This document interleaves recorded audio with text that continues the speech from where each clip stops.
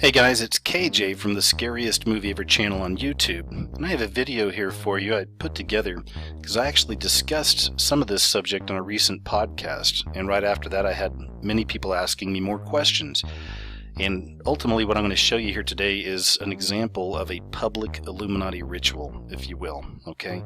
Many of us understand that this world, everything, media, politics, all this stuff is run not by the people we see on TV all the time, but by secret societies.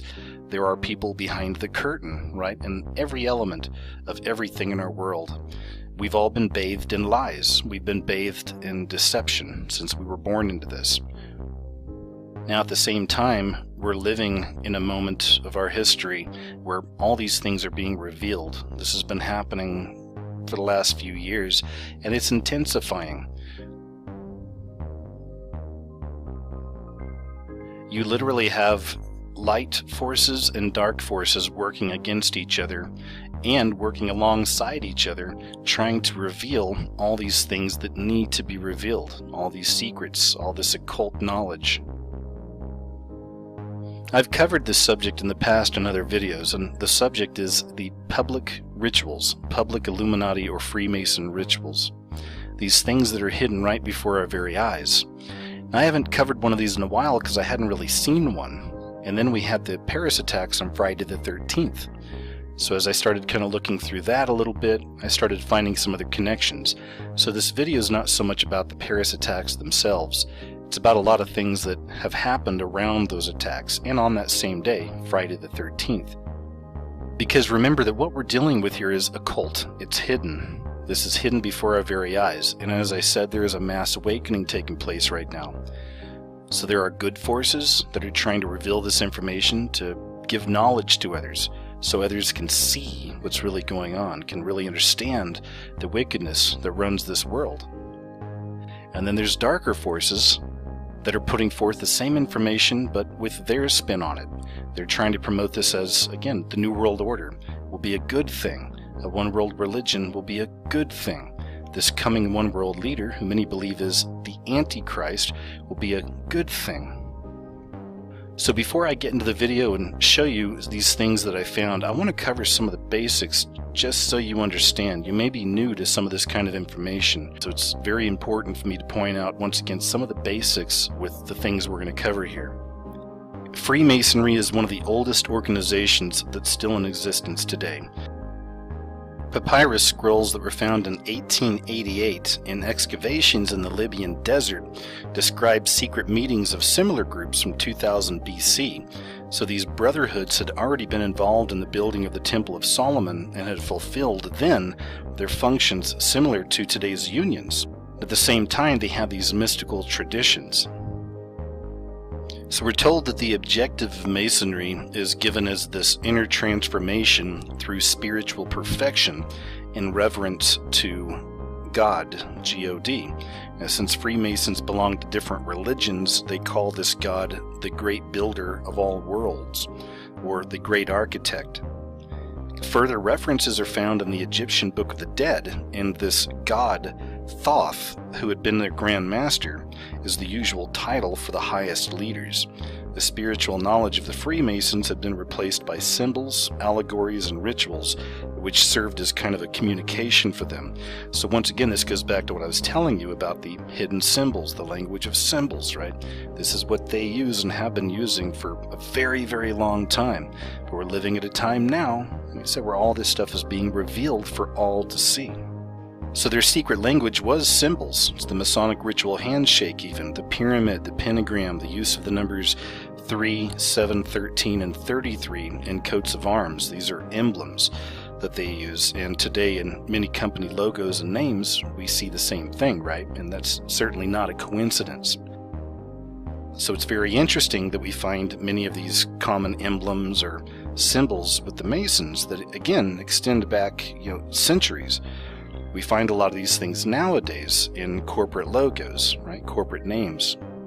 So again, this is just another example showing you, that these secret societies, right, are truly behind our reality or our perceived reality. These are the controllers.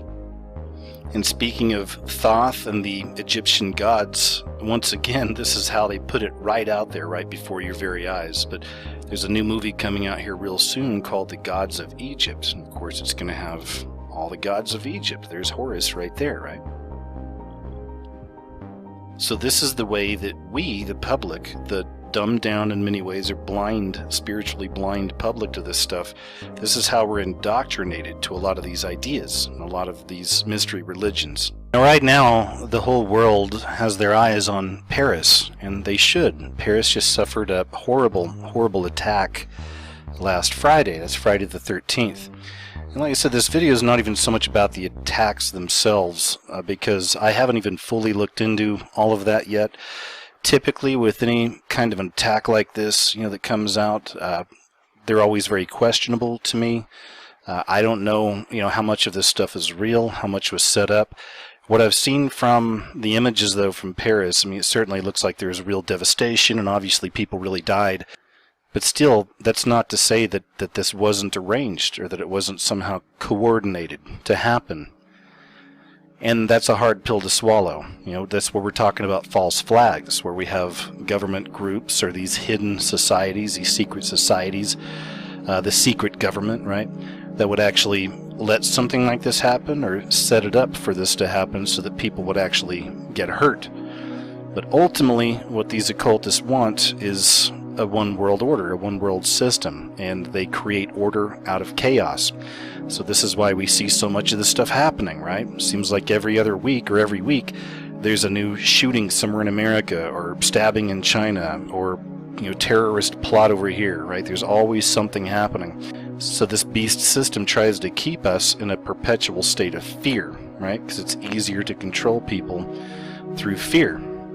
But anyway, before I move on, I just wanted to talk a little bit about ISIS itself. The U.S. and British regional military intelligence groups, they have been empowering and even directly sponsoring a lot of these Islamist militants in Iraq, Syria, and beyond. Now, many of those groups went on to break away from Al-Qaeda and from ISIS, the Islamic State, right, of Iraq and Syria, or now simply the Islamic State. That's what they're calling them now, or ISIL, right? They keep changing the name all the time.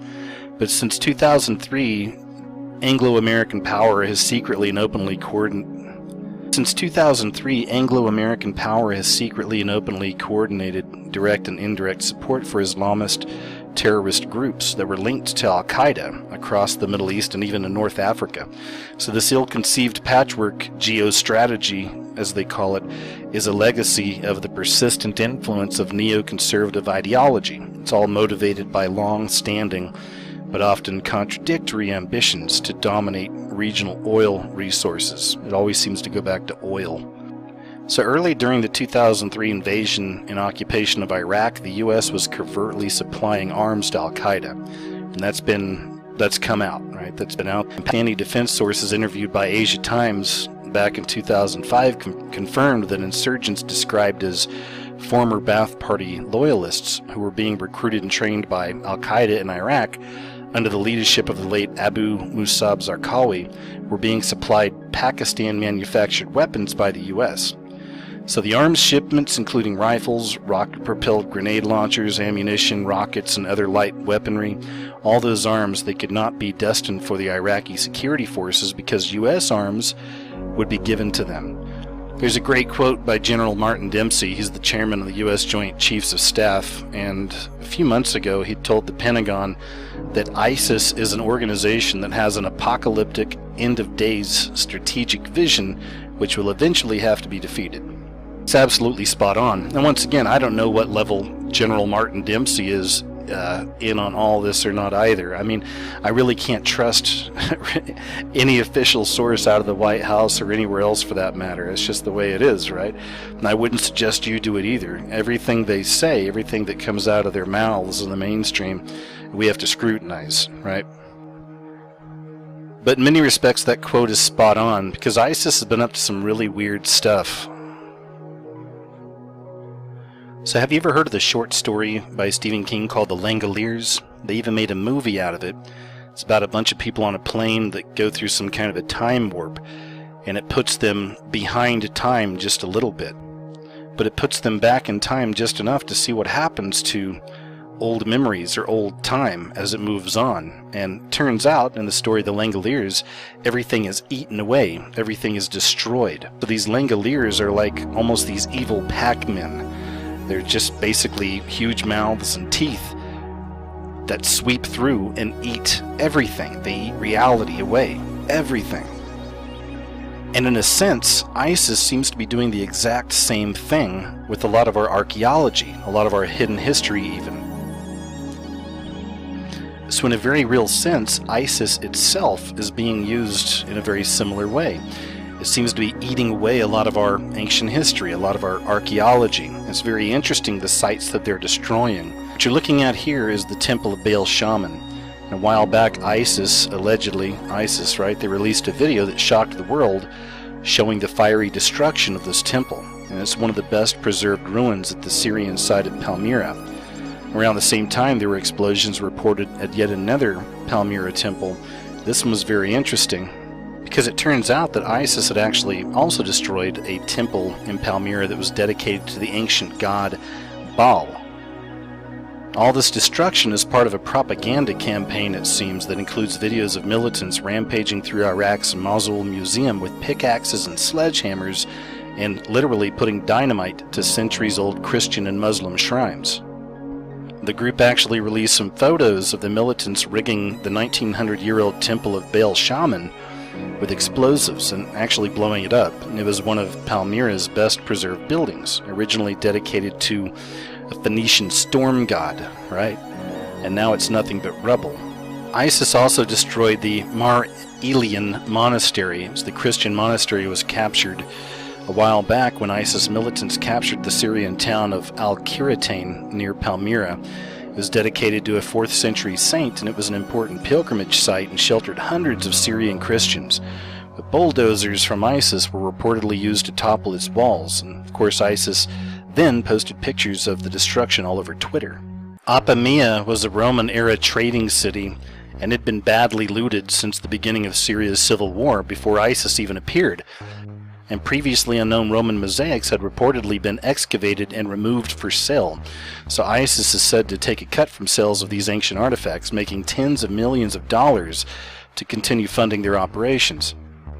Now there's also a Greek settlement on the Euphrates not far from Syria's border with Iraq called Dura Europos, and it later became one of Rome's easternmost outposts. It housed the world's oldest known Christian church. It was a beautifully decorated synagogue and many other temples and Roman-era buildings. Now satellite imagery shows a cratered landscape inside the city's mud brick walls, more evidence of widespread destruction by ISIS. Mari is yet another area that's being looted by ISIS. It's flourished in the Bronze Age between 3000 and 1600 BC. Archaeologists had discovered palaces, temples, and extensive archives written on clay tablets that shed a lot of light on the early days of civilization in that region. But of course now, according to reports from locals and even satellite imagery once again, they can see now that the site, and especially the royal palace, has been completely destroyed and looted. Built in the 3rd century BC, Hatra was the capital of an independent kingdom on the outskirts of the Roman Empire. Its combination of Greek and Roman-influenced architecture and Eastern features testify to its prominence as a trading center on the Silk Road. Hatra was named a UNESCO World Heritage Site back in 1985, but in 2014 Hatra was taken over by ISIS and reportedly used as an ammo dump and training camp. A video released by ISIS in April of 2015 showed fighters using sledgehammers and automatic weapons to destroy all the sculptures in several of the site's largest buildings. The destruction of Hatra marks a turning point in the appalling strategy of cultural cleansing underway in Iraq, said UNESCO head Irina Bokova at the time. Ancient Assyria was one of the first true empires. It expanded aggressively across the Middle East, and it controlled a vast stretch of the ancient world between 900 and 600 BC. So the Assyrian kings ruled their realm from a series of capitals in what is today northern Iraq. Nineveh, which is what you see right here, was one of them. It flourished under the Assyrian Emperor Sennacherib around 700 BC, and at one point Nineveh was considered the largest city in the entire world. Its location on the outskirts of Mosul put it in ISIS's crosshairs when the group took over the city in 2014. Many of the site's sculptures were housed in the Mosul Museum, and some were damaged during the rampage through the museum. It was all documented in videos that, once again, ISIS releases. So men were also shown smashing these half-human, half-animal guardian statues called Lamesis on Nineveh's ancient Nergal Gate. I found that really interesting. Once again, I've covered the history of the fallen angels in a lot of my videos. I'm very interested in that subject itself. So right here we see these guys are literally destroying these landmarks of the fallen angels. It's interesting. And speaking of ISIS destroying these relics of the fallen ones, Nimrud is a perfect example. Nimrud was the first Assyrian capital. It was founded 3,200 years ago. Its rich decoration reflected the empire's power and wealth. The site was excavated beginning in the 1840s by British archaeologists, who had sent dozens of its massive stone sculptures to museums all around the world, including New York's Metropolitan Museum of Art and the British Museum in London. And many of the originals remained in Iraq, which is unfortunate because ISIS got a hold of it. So the site itself is massive. Its wall surrounds 890 acres. The Iraqi Ministry of Tourism and Antiquities said that ISIS bulldozed parts of that site, but the extent of the damage still isn't exactly clear. Some of the city was never uncovered, however, and many of the remains underground were still protected, one may hope. And again, speaking of the fallen angels and their relics, we have Khorsabad, which is yet another ancient Assyrian capital. It's a few miles from Mosul, and the palace there was built between 717 and 706 BC by Assyria's then king Sargon II. So its reliefs and statues were remarkably well preserved. Traces of the original paint even still decorating many of these depictions of these Assyrian victories and royal processions. Most of the reliefs and many of the statues were removed during French excavations in the mid-1800s and by teams from Chicago's Oriental Institute in the 1920s and 30s. And most of them are now in Iraq Museum, which is in Baghdad, as well as in Chicago and the Louvre in Paris. So at this point, the only information that anybody really has on what's missing and what's been destroyed has been coming from the local people out there and the Iraqi Antiquities Ministry. But there has been damage and there has been theft, and all of it has been attributed once again to ISIS. Now that's just a handful of the places that ISIS has allegedly been destroying and stealing from and everything else. And there's more. There's more, and it's still happening now. But I just wanted to cover those right there in particular, and also show you again that connection to them destroying this history of the fallen ones. And them destroying history in general. To me, it's not exactly just about the areas they're hitting. It's the whole idea. It's the whole purpose of destroying history. So I find this very interesting. Spiritually speaking, looking at it through kind of spiritual eyes, if we truly are entering the end times, if we truly are close to the end of time, it would almost make sense that there would be this Langolier type group, if you will, out there that's literally eating up history behind us as we approach the end. As for public ritual, as for coding, the kind of coding that we find in a lot of these things, the number 33 showed up a lot on Friday the 13th around these attacks. Well, for one, the movie The 33 actually opened on that day, and again that had to do with the Chilean miners. In that movie, the Phoenix, the Phoenix, the Phoenix rose the 33 to the surface from underground. The Phoenix was a crane. I'll cover more of that in a little bit. The Paris shooting that took place on Friday the 13th was 311 days after the Charlie Hebdo shootings. You may remember those. So 311, of course, 3 times 11, we have the 33 again. And at least one of those shootings took place in the 11th district, which was interesting. And even the code to call the police out in France is 33. So I thought that was interesting as well. So aside from the esoteric or the occult, I don't find any direct connections between the movie 33 or the ritual of the 33 Chilean miners with this attack on Friday the 13th, other than some of the numbers lining up the way they do. Once again, we keep finding these 33s. And as I said, I've covered this subject in other videos in the past, and you'll find that. It's the gematria, it's the numerology. You'll find all these numbers lining up on these certain ritual dates. So we get these clues, we get these hints, right? And this is how we connect our dots. And I do see a connection in all of this occult ritual, because once again, everything is being run from behind the scenes, from shadow groups or secret societies. And these people are witches. They are warlocks in many respects. They are literally using magic. They're using witchcraft. And not in a good way, if there is a good way to use that stuff, okay? People want to argue that point sometimes. Now, this is bad energy, bad magic these people are up to. That's Antonio Banderas. He's one of the actors from the movie, but you can even see him doing the whole hand over the heart type thing, and that's also a very, very common Freemason symbol. It's called the lion's paw.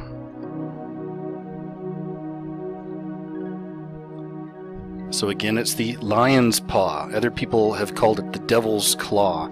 But it's the lion's paw. There's different terms for it, but once again, this is a very common symbol or emotion, if you will, with the Freemasons. I mean, even the Pope himself isn't beyond having to partake in ritual, or having to partake in these different symbols and handshakes and gestures.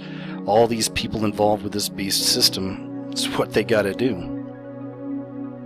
So going back to the 33, first thing you want to look at is the company logo itself. So as the rescue was unfolding, most TV viewers or watching failed to understand the obvious Masonic symbolism or even statements that were aired all around the globe on all the major networks about this whole ritual. The company responsible for the mining disaster in Chile is called Codelco. It's the largest copper-producing company in the world, and Codelco's corporate logo is the Egyptian all-seeing eye, which also, of course, appears on the American $1 bill. The name is Codelco. The BBC's James Reed remarked that the number 33 had taken on a very special significance for the miners, who were known to be very superstitious. Roman Catholic Chileans believe Jesus Christ was 33 when he died. So there are 33 miners, right? And it took 33 days for the drill to complete the rescue shaft. So the date of the Chilean miners' rescue was 13/10/10, which adds up to, that's right, 33. In his triumphant speech after the first miner emerged from the shaft, Chile's President Sebastián Piñera mentioned the magic number 33. He even said the magic number 33. And the magic number in Freemasonry is the number 33. And then, of course, in Freemasonry, they call 33 the magic number as well, because that's when the initiate has met his full enlightenment. So the miners were actually brought up to the surface with a rescue pod, or a capsule, and that capsule was given the name Phoenix, as you can see right here, spelled F-E-N-I-X. Now the Phoenix bird is a massive symbol of the Illuminati, if you will, the secret societies. It's also a massive symbol to many for Lucifer itself. Barbara Walker, in her occult book called Now is the Dawning, wrote that the Egyptians believed that the phoenix was the representative of a god who rose to heaven in the form of a morning star, like Lucifer, after his fire immolation of death and rebirth. So within the realm of occult, the phoenix is the legendary bird of the Egyptian satanic mystery religions. Manly P. Hall himself, 33rd degree Mason, stated that the phoenix resembles an eagle, and at its death, its body opens and the newborn phoenix emerges, resurrected anew. So maybe now it makes more sense to you why we're constantly seeing the phoenix, right? We're constantly seeing the phoenix. We're seeing it at Super Bowls, we're seeing it at awards shows, we're seeing it all over the place, but the phoenix is constantly being represented through this beast system. In the entertainment realms, where oftentimes we're seeing the phoenix.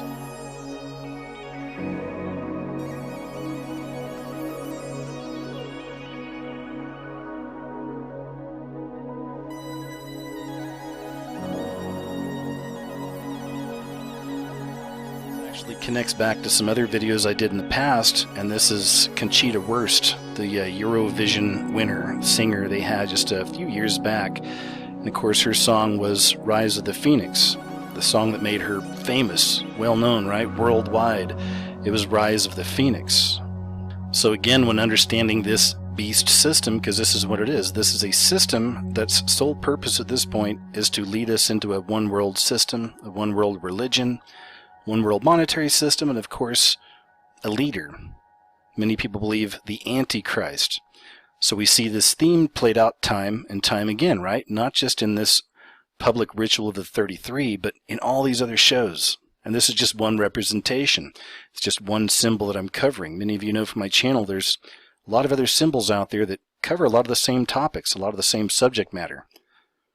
So we're constantly being inundated with this idea, whether we realize it or not.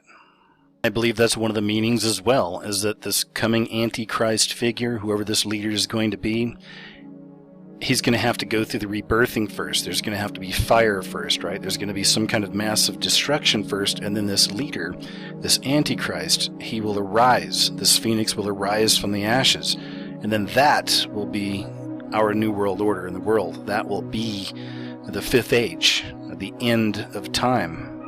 Because again, remember that the phoenix bird symbolizes immortality and resurrection, and the coming Antichrist, many people believe.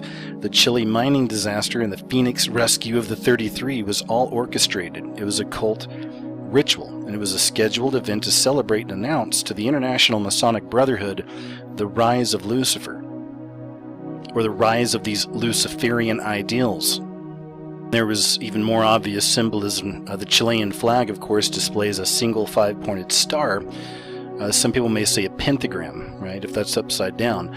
But the pentagram was actually stamped on the rescue capsule itself. So a giant pentagram was also draped in front of the underground camera. So when the miners stepped out of the risen capsule, they were wearing a large pentagram on their chest. Mario Gomez, who is the 9th miner to be rescued, wore an upside-down pentagram. So what was the significance of the upside-down pentagram? Of course, it represents Satan and the world of matter ruling over God. So Gomez, an ex-merchant marine, was chosen as the spiritual leader, quote-unquote, of the miners, who actually nicknamed him the Navigator. When Gomez emerged from the rescue capsule, he dropped to the ground in prayer. Another part of the coding during this ritual as it was taking place is the number 13. And the number 13 is sacred to the practicing occultist because it represents the highest level of man's opposition to God's authority, replacing the old world order with the Luciferian new world order is the ultimate victory in their eyes. So 13 is the number of death and resurrection, and it's also known as, that's right, the Phoenix Rising. The 33rd and last miner was lifted out of the mine on October 13th, and the rescue capsule was 13 feet tall. And that about wraps up this video. I just wanted to show you some examples, and I know that at times the information's all over the place, yet we find these common threads, because that's really what we're dealing with. I mean, this stuff is deep. This stuff's really heavy. A lot of the stuff these occultists are trying to put forth and put out there, it's pretty wild stuff. But as I said earlier, we're living in a time where we have access to this knowledge now too, okay?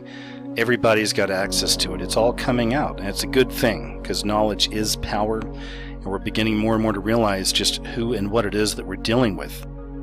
And this, to me, connecting, of course, with the Friday the 13th attacks, the 33, all the numerology, is a classic example of a public Illuminati ritual.